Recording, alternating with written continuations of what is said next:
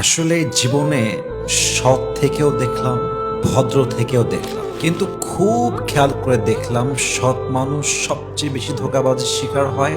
আর মানুষ আসলে আপনার ভদ্রতাকে আপনার দুর্বলতা হিসেবে দেখে। এজন্য আমি নিয়ত করলাম যে সৎ আজীবন থাকবো, তবে ভদ্রতার ক্ষেত্রে একটা রেস্ট্রিকশন দিব এইভাবে যে যেখানে ভদ্র হলে কাজ হয়ে যাবে সেখানে আমি ভদ্র থাকবো, কিন্তু যেখানে আমার ভদ্র হয়ে কাজ চলবে না সেখানে আমি এমন ভয়ঙ্কর রূপ ধারণ করব যে সামনের মানুষটা আমার সামনে মাথা নত করতে বাধ্য হবে। ঠিক কিনা বলেন?